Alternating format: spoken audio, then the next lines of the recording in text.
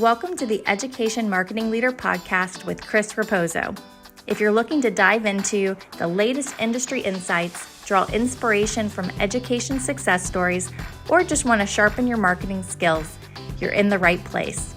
Here, we bring you a diverse range of voices from experts and leaders in the field, offering you a unique blend of professional development and practical strategies. Whether you want to understand your audience better, stay updated with the latest tech trends in marketing, or expand your professional network, we've got you covered. So while you're driving on your morning commute or winding down after a busy day, let's explore the dynamic world of education marketing together.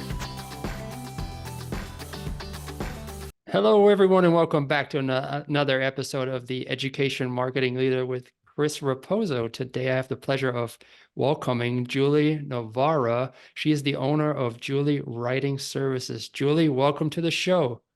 Hey, thanks so much, Chris. I really appreciate you having me here today. Absolutely. So today is International Women's Day. This is when we record, so it's always a pleasure to have a strong female leader on the show and have her share her insights that I can bring to you. So, Julie, I did a little bit of research on you. You have a master's in international studies and education, as well as a master's in world arts and literacy development. And you started Julie Johnson Writing Services back in 2017. You create content for various industries, as well as some content for the higher ed sector. That's why you're here on the show. Can you tell us a little bit about your journey, what brought you to higher ed, and why you dedicated most of your professional journey into the higher ed sector? Right. Well, I came into the content development side of it a little bit sideways. As you mentioned, I do have a couple of master's degrees, and I learned recently, I'm doing a workshop on the Clifton Strengths Assessment, and I learned recently that my top need or maybe talent is being a learner. And so I think that has to do with my interest in higher ed and getting the degrees that I got just to build my knowledge. But I also have taught for a number of years before I started my business. I taught non-native English speakers, and I did a lot of work with those who were communicative in English, but needed help with the academic side.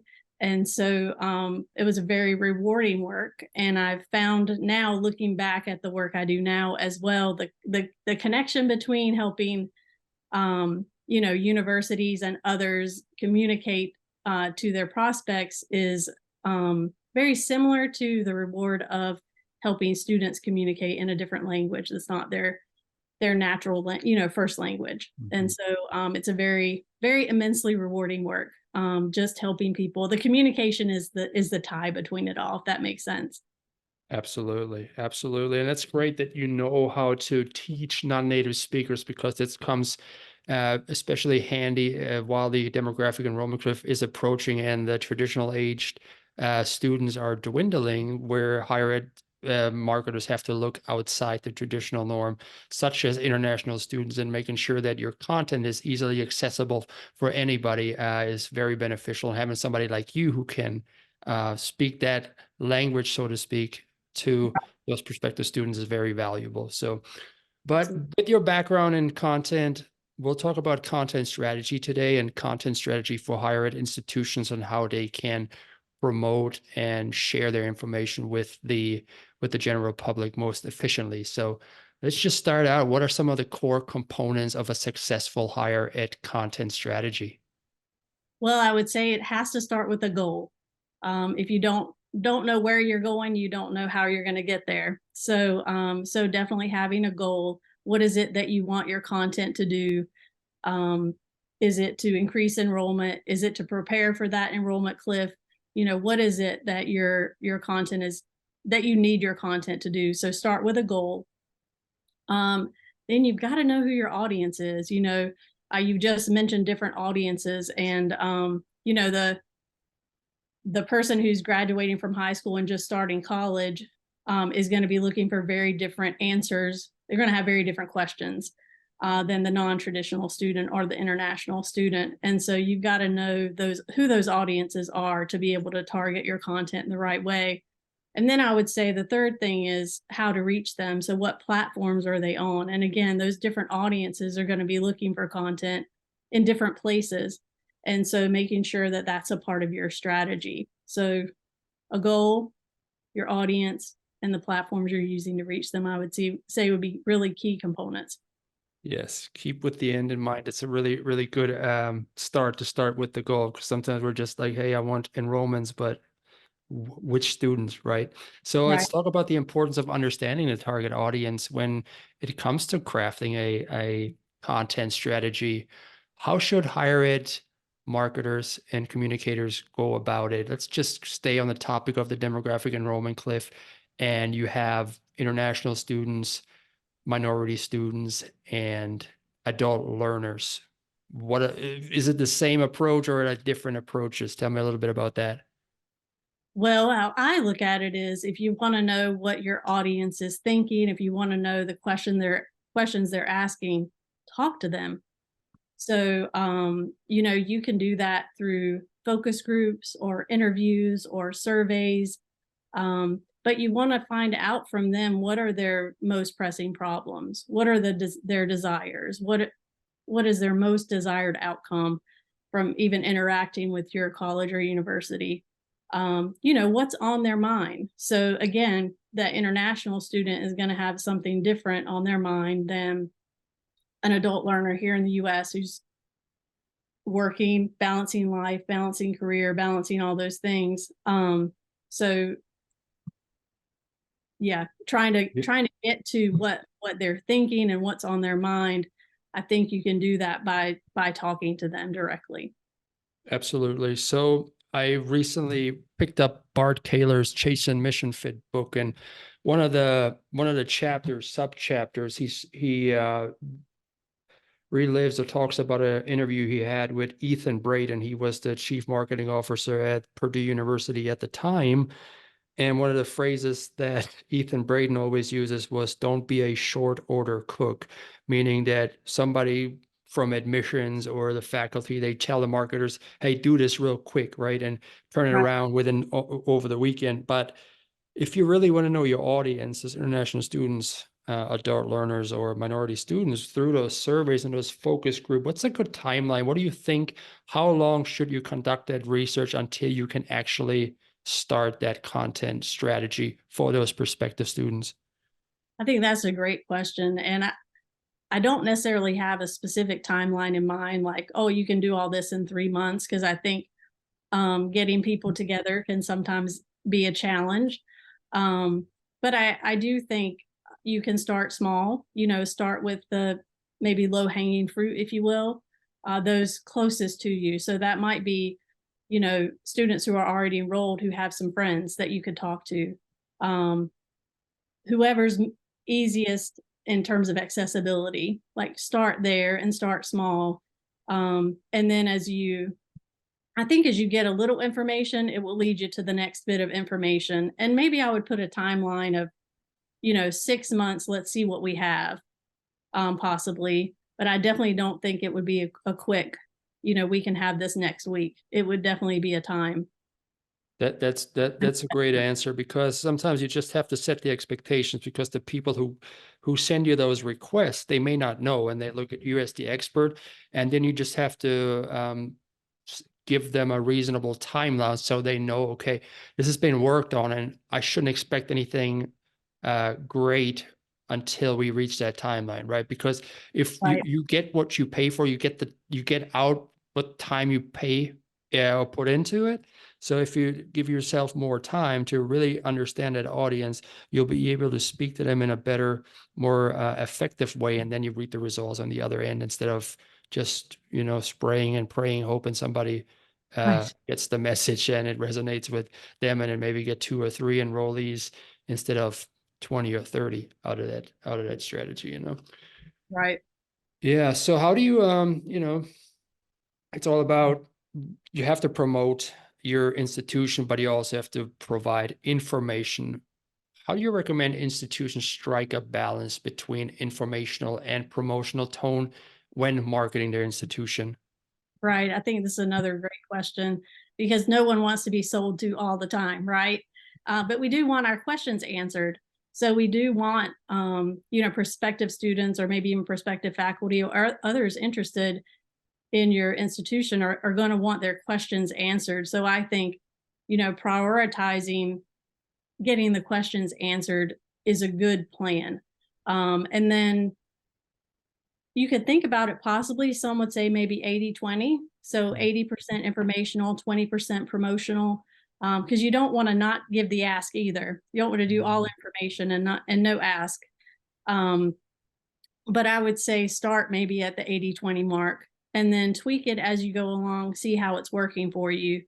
Because in marketing, it's always a try this and see how it works, and then rinse and repeat, right? What's working. So I would say have a starting place and then tweak it as you need to. Yeah, I remember a podcast episode that I heard on the Higher Ed Marketer with Jay Baer. He's one of those marketers that's very well known in the industry, and he talked about candy vegetable approach, right? So you give candy like information, and then you have the ask. It's like the vegetable, so and people do appreciate it every once in a while as well. I mean, I am in marketing. I give a lot of information for free, but to keep the business running, you have to give the ask as well, So, and that's understandable. Absolutely. And in fact, I talked to, I'm doing some content strategy work for another client, and one of his clients I was talking to said, one thing I really appreciate about him is he will ask for the business, and he doesn't hem and haw. He says, hey, I need your business, and they give it to him. So definitely don't be afraid to ask. Yep. Sometimes you have that agenda, you have to pay for it, and you just got to wait for that ask. Every once in a while, I'm on a sales call and I say, hey, okay, sell me this so we can move on. I need your service. Just convince me real quick. So anyways, there's a lot of shifting going on in the digital landscape. I mean, it's constantly evolving, right? You've been around, you've seen it. What trends are you currently seeing in higher education in the content area, and how should institutions adapt to these changes? I know AI is super hot right now. Right. And let me get to AI in a second, because I think first it's really important to talk about what doesn't change too, and that's going to be the importance of your website. And maybe the way you're presenting content changes. Maybe you add more personalization, you have more short form videos, you have things like that keep it up to date as well. But that's going to consistently be a part of your strategy, keeping your website up to date, SEO optimized, all those things.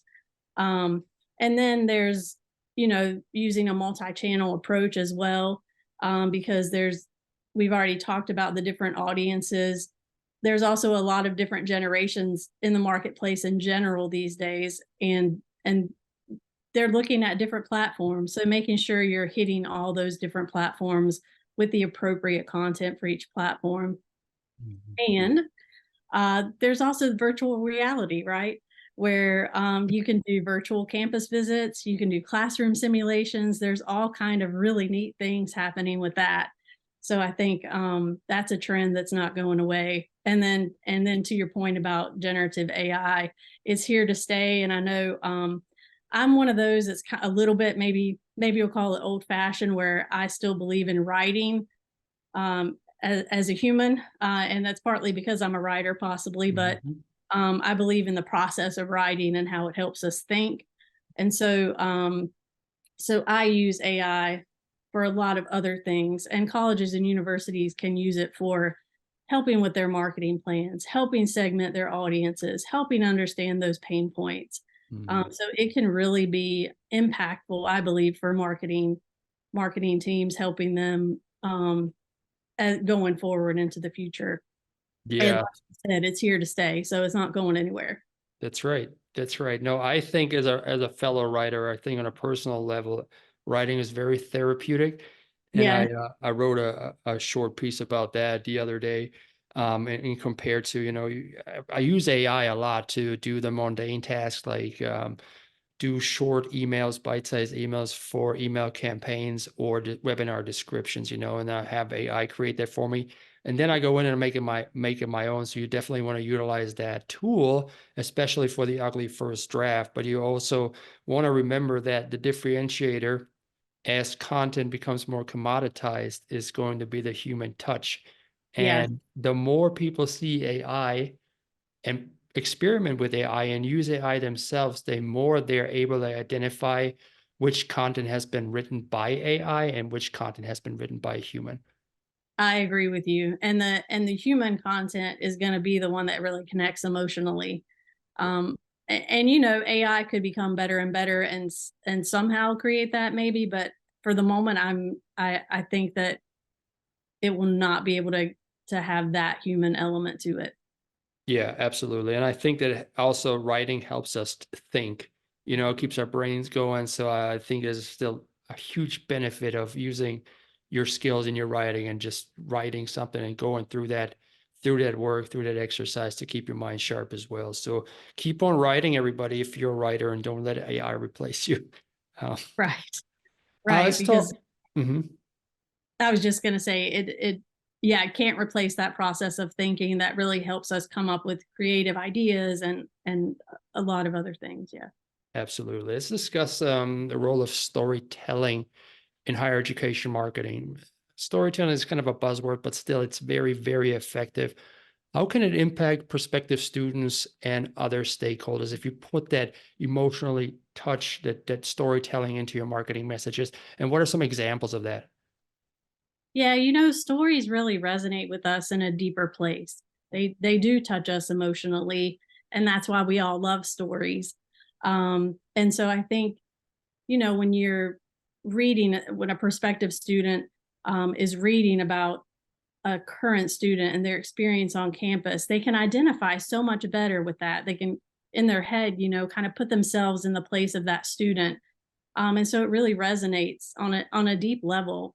And then I think also if you're talking, investors who are putting together scholarship funds or alumni who want to keep the college and university at the forefront, those stories of students and professors and others on campus, the things that are happening on campus really resonate with them when they really do want to impact students' lives. And even when you impact a student's life, you impact the world. And so I feel like when you can tell stories that show that impact from the day-to-day life of a student on campus to where they go out in the world, it really does have an impact on people. Yeah, absolutely. I really like stories of the success stories of the everyday student. Not, you have the stories of these superstars, these celebrities, these famous alumni, but when I look at them, I cannot resonate with them because they're so far away. They seem almost untouchable. And then if you're somebody who may consider going to university, who thought they're not the type to go to university, and when they see these people, they may think, well, I can't obtain that. But if you see that mother who went through school, working full time, while Yes. earning her degree, those sort of stories, when you see that, that's an inspiration right there. And it gives that everyday person that's walking and working and trying to create a better future for themselves and their family that it is possible, right? When you share those stories as an institution. And I also recently spoke to somebody about the importance of having faculty on podcasts to share and to gain that faculty scholarship, just to Mhm. make the work that's happening behind the institutional walls accessible to the public, especially if you're a public university, just to Right. see, hey, this is where our tax dollar goes. They're doing great work, get Yeah. that pride and put that trust back into education. Because there's a lot of talk right now that talks about, hey, is it still worth it to go to college, or should I just, get a job? Right. Yeah, absolutely. I think you're right about that. Yeah. Let's talk KPIs, because at the end of the day, as marketers, we have to bring back the effort that we put in, the resources that we put into our content, gives us revenue or adds to revenue. So, what KPIs are most valuable for higher ed marketers to showcase for their content.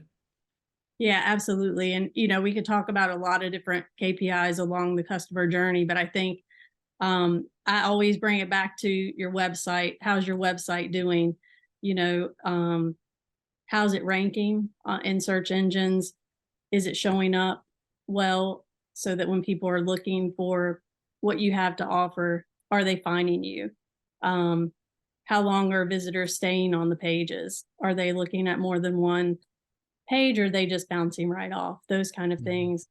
And then from there, in your organic and paid content as well, how many impressions are you getting? How much engagement are you getting? And sometimes I think we overlook impressions, because if we don't have a lot of engagement, a lot of likes, or a lot of shares, we may overlook impressions. But I don't think we should, because it's still eyes on the content. So it's still bringing some awareness. And awareness is the first step. So I think tracking those is also important. And then conversions. So, how many people are filling out those forms? How many people are signing up for a campus visit, or asking for more information, or requesting an application, filling in an application? So how many of those folks are you actually converting? That's important to track. And then your ROI. So you are spending money for marketing. What's the return on that investment? Is it working? And if it's not, then let's see how you can tweak it to get more ROI that you need. Yeah, there you go. I mean, you got marketing is part experimental, but if you see the analytics, if you see the returns of the investment, if the returns aren't as high as you want to, you're going to have to make the adjustments, because the definition of insanity is do the same thing over and over again, expecting different results. So we don't want to do that. Exactly. So there's a lot of departments, a lot of people call it silos within higher ed. You have marketing, you have enrollment, you have admissions, all that sort of stuff. So collaboration across departments can be challenging, yet beneficial. What strategies do you recommend to ensure effective collaboration between, content creators, marketers, academic staff, this sort of thing? Yeah, well, I agree with you that it can be challenging, because not many people enjoy a lot of meetings, right? But you're also right that when the marketers and the content creators and the staff all come together and they're on the same page, the magic happens. And so when I think about this question, it actually reminded me of a story. I'll just take a brief time to tell you. Are you familiar with Henry Cloud? I always call him the Boundaries guy, because he was one of the writers of the Boundaries books. Sounds familiar.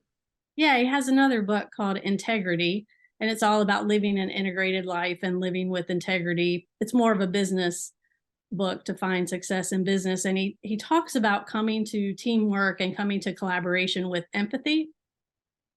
And he gives a story of a business that he was consulting with, where they had, accounting personnel over here and field personnel over here, who were always in conflict, because the field personnel had to do paperwork and get it to the accounting folks. They were never getting it to the accounting folks on time, and the accounting folks were upset with the field personnel, and the field personnel didn't like the pressure to get the paperwork done. And so he had them all come together to have a conversation. And he asked one of the accounting folks to just tell the other folks what their day was like when they didn't have what they needed. And so the lady started to talk about how at the beginning of the day, there was a little bit of frustration because she didn't have what she needed. And she had to remind the field personnel to get it to her. And then her boss was putting pressure on her to get it all in. And, the day went on, and there were all these delays because she didn't have what she needed. And at the end of the day, she couldn't leave work on time because she didn't have what she needed, and she had to finish. And that meant that she missed out on time with her 3-year-old daughter. And that was really the crux of the issue. And so when she shared that, the field personnel realized it's not just this paperwork. It's not about this paperwork. It's about this person and this team needing to have what they need to get their job done as well. And so because they had the conversation, they were able to, with empathy, talk to each other, decide on a solution that meant that the field personnel had a more flexible time to turn in the paperwork, and it all ended up working out much better, and the problem was settled. So I tell that to say, if we can find ways to realize, the marketers have what they need and the content creators have what they need, this other faculty and staff have what they need. If we can all come together with empathy to understand why they need what they need, we can maybe find some better ways to collaborate. And, I'm a better content creator when I have what I need from the marketers. And so if they can tell me the goal of the piece I'm writing, the faculty member I'm going to be interviewing, the main topic of the piece, the keywords that are needing to be addressed, if I have all that, it's really likely that I'll hit the target with the first thing I submit to them. If I'm missing anything, it's a little bit harder, right? So I think something like that can be satisfied with a simple template that the marketers can give to the content creators so that they have all the information they need. And maybe the faculty and staff could have a way to submit stories and curate stories by filling in a spreadsheet with the information, and maybe a content creator or marketer could follow up with them. But really, it's about, I think, coming together, being willing to come together and having that empathy for each other, and then putting some systems in place that make the communication easier. So I think those would be the strategies that I would encourage. Yeah, it reminds me a little bit of what Brené Brown always says. Clear is kind, right? So you want to be clear about the outline, you're going to be clear what needs to be done, and then provide those tools that these content creators need in order to get the job done to the best of their ability the first time around. Right. Let's talk about sustainability and long-term engagement when it comes to content, right? You don't want to just push out one piece of content, let it sit there, and then 2 months later it's irrelevant. How can higher ed institutions ensure that their content remains relevant and engaging over time? I know evergreen content is the buzzword there, right? So how do you go about that? I mean, there's a lot of things that are super hot at one point, but you also want that evergreen content. What's the mix there, content wise? Yeah, so I would say to start with content strategy, go back to that, right? The content strategy has your goal, it has your audiences outlined, it has your the platforms outlined, and it's not a stagnant strategy that will never change. You will always go back and revisit it, but to have it in place so that no matter staff changes happen, other things happen, technology evolves, you still know this is what we're aiming at and this is where we want to go with our content. I think that's the place to start. And then always prioritizing those audiences. So even as your audiences change, with the enrollment cliff happening, your audience is turning more toward international students, is turning more toward non-traditional students. So make sure you've got it in place that you're changing with it to continue to keep your audiences top of mind. And I think what we talked about with stories, is really important, because stories are never going out of style. Stories will always resonate. It doesn't matter what platform we're putting them on. It doesn't matter if it's videos or written content. Stories will always resonate with people. And so I think to keep telling stories. Mm-hmm. Yeah. In your opinion, what kind of format works best these days? Is it video? Is it written form? Social media?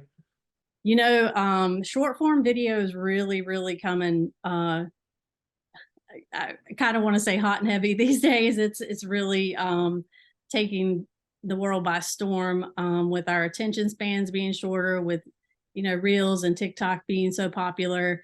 So I think that would have to be a part of the plan. Definitely short form videos that people can just grab bite-sized content. But I don't think long form content, written content, is going away either, especially given the fact that you've got different audiences who still do like to check out a long form blog post, say, or an article. They may not read the whole thing, they may just skim it, but they want to see it in written form. So I think you'll have both still. Yeah, totally. And I agree, the short form videos are really popping. And if you're wanting to get into the video production area as a higher ed marketer and you don't have the equipment, this is your equipment, a phone, right? It's a great tool, great way to start, great way to experiment without spending a lot of money on it, and just to see if it gains some traction there. Absolutely. Give me one piece of advice as we bring the episode to a close, that someone who's listening, who got encouraged to up and recreate their content strategy for their institution, what should they start with? I would say your audience. So who is your audience? Again, what are their most pressing problems? What is their desired outcome when they're coming to you for answers? What are the questions they're asking? What is it they hope to accomplish by interacting with your content? So I would say start with your audience and you can't go wrong. And give yourself time when you do that primary research on that audience, and don't expect it to be done within a week. Yes, absolutely. Julie, this was a wonderful episode. If people want to know more about you, learn more about you, or connect with you, what's the best way to do so? Definitely, I'm on LinkedIn, so you can look for me there. That's where I do a lot of my online networking. And then my website is johnsonwriter.com. So you can definitely look for me there as well. Perfect. I will be sure to tag you in the recap and Sounds- also add the website to the recap post. So Julie, thank you so much for being a part of the show today. I really appreciate your time. Thank you so much, Chris. It's been great to talk to you. Awesome. You take care now. Thank you. You too. Hey, thanks so much for tuning into the show today. If you enjoyed it, don't keep it to yourself. Share with your friends in your network. And if you have a moment, I would really appreciate a review of the podcast. That'll help other people find the show as well. Tune in every Thursday morning at 8 a.m. when I release another episode. Take care now. Have a good one, friends.